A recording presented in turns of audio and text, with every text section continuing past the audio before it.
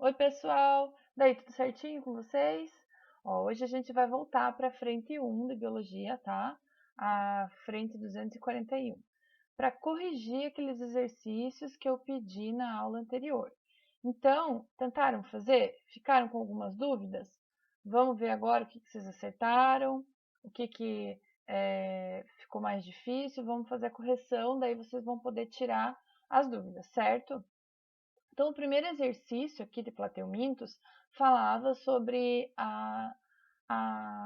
as características evolutivas desse animal. Então, uma delas é o aparecimento da simetria bilateral em relação aos grupos anteriores, que não tinham ainda essa simetria bilateral, certo? E associado a essa simetria bilateral, o que a gente pode inferir que tem associado a isso? A letra C, o aparecimento de uma cefalização, que era devido àquela aglomeração de células nervosas, né, numa parte do corpo, na parte superior, então já é um indício de cefalização, e movimentação direcional do corpo, porque essa movimentação, ela ela é permitida devido a essa própria simetria bilateral, tá? Que dá um maior poder aqui de locomoção ou de movimentação. Então, a resposta certa é a letra C. O número 2 mostra uma figura em que A é esse organismo que está no interior de B. Então, B é o organismo maior que abriga o organismo menor A. E fala que é um casal de esquistomammonsone. Qual que é o macho e a fêmea? Gente, o macho é a letra B, é o que abriga a fêmea, certo? Então, o maior ali vai ser o macho, B, e a fêmea é a letra A. Qual é a classe que esses animais pertencem? Tremátoda. Vamos relembrar. Então, ó, Turbellaria é das planárias, Tremátoda do esquistomammonsone e, por último, a classe das tênias é a classe dos céstodas, tá? Então, aqui, a número 3 fala que a respeito dos platemídeos é correto afirmar o quê? B. Há representantes tanto de vida livre quanto parasitas. Porque a planária é vida livre, os esquistomammonsone é um parasita, a tênia é parasita. Então, há representantes dos dois. Então, marca lá a letra B, quem não marcou, certo? Porque é a alternativa correta. Gente, dos exercícios propostos que eu pedi, aqui ó, o 6 eu pedi, o 8, vocês têm a resolução na própria apostila de vocês, então eu não vou fazer a correção para a gente poder seguir com a matéria, tá? A gente vai falar agora sobre a reprodução dos plateumintos. Então, aqui vocês vão corrigir conforme a apostila de vocês. Caso não consiga entender ou ainda fique alguma dúvida olhando lá na resposta e não concorde, eu acho que precisa de uma explicação mais detalhada, é só colocar a dúvida no fórum do Esponte, tá? Que daí eu ajudo vocês e eu respondo lá no fórum. É uma maneira da gente interagir, é uma ferramenta para a gente tirar dúvidas, para a gente interagir, para ver se vocês estão entendendo ou não. Então, é só colocar lá que a gente faz esse detalhamento das questões, tá? Mas já que vocês têm aqui a resolução, então eu vou seguir com a matéria. Então, vamos voltar, vamos nas páginas anteriores, agora para a reprodução dos plateumintos, certo? Então, vocês vão pegar lá, biologia, continuar na biologia 1, aqui, ó. Reprodução dos plateumintos começa na página 232. Reprodução. A gente sabe que as planárias são seres hermafroditas. O que é isso? Eles têm tanto sexo feminino quanto masculino no mesmo organismo, o mesmo animal, certo? Mas as planárias, elas não fazem uma fecundação, uma autofecundação, elas fazem fecundação cruzada. Então precisa ter dois organismos para poder haver a fecundação. É uma fecundação interna e cruzada, tá? Elas precisam trocar espermatozoides mutuamente. Então, como que elas vão fazer isso? O casal, né, os dois hermafroditas, eles vão se aproximar e vão colocar em contato, um contato com a superfície corporal do outro, o orifício por onde passam os espermatozoides. Então, eles vão trocar espermatozoides e os dois no final vão sair fecundados, certo? Isso no caso das planárias. Por isso a gente chama de fecundação cruzada e interna. O desenvolvimento é direto porque não tem fase larval, então o filhotinho é uma mini planária, é igual ao adulto, só que menor. Não é uma larva, não tem fase larval, então a gente diz que o desenvolvimento é direto. Os animais que têm fase larval têm desenvolvimento indireto, certo? Nesse caso é direto porque é igual ao adulto, só que é menor.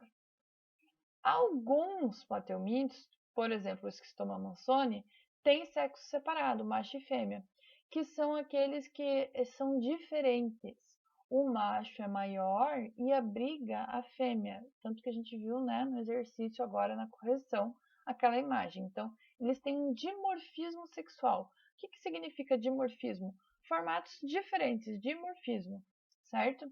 Então, anatomicamente, eles são muito diferentes, o macho da fêmea. Porém, são da mesma espécie, mas tem esse formato diferenciado aí.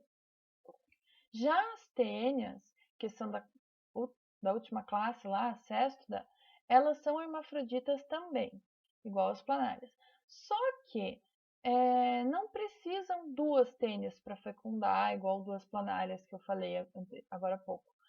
Uma só tênia consegue se autofecundar. Então, as tênias são hermafroditas e realizam autofecundação, certo? Vale a pena a gente falar aqui um pouquinho sobre a contaminação, né? A tênia é um parasita humano. Então, a contaminação ela está muito relacionada com a falta de saneamento básico, certo?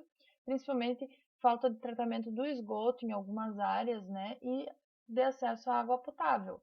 Porque se você acaba contaminando com água de esgoto um rio e depois alguém vai lá e coleta essa água para ingerir, a pessoa vai acabar se contaminando com esse parasita, certo? Com a tênia. É bom também falar um pouquinho das planárias que conseguem se reproduzir além dessa forma sexuada que a gente já falou agora, conseguem se reproduzir também assexuadamente. Então, elas têm uma reprodução, uma divisão por fissão. Acaba originando duas metades. Uma planária se divide no meio e cada metade dela vai se transformar em um novo indivíduo. Então, uma planária acaba se tornando duas, certo? Isso devido a uma grande capacidade de regeneração que elas possuem por causa do tecido, do mesênquima que elas têm. Mesênquima é um tecido capaz de produzir células de qualquer tipo. Então, é muito fácil o animal se regenerar quando ele tem esse tecido, porque o que falta nele, a parte que falta, esse mesênquima vai produzir células de qualquer tipo. Ou seja, do tipo que faltar, ele vai produzir e esse animal vai se regenerar, vai se completar, certo? E se a gente pegar uma planária e cortar transversalmente, também, cada pedacinho que cortar, cada fragmento, vai formar uma nova planária.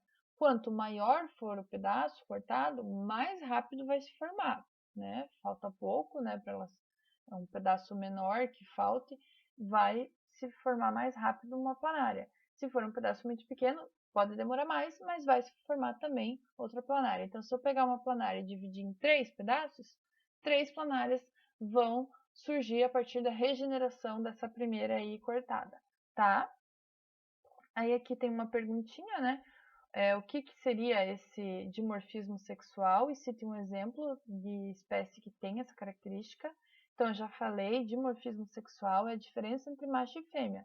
São diferenças anatômicas no corpo, corporais.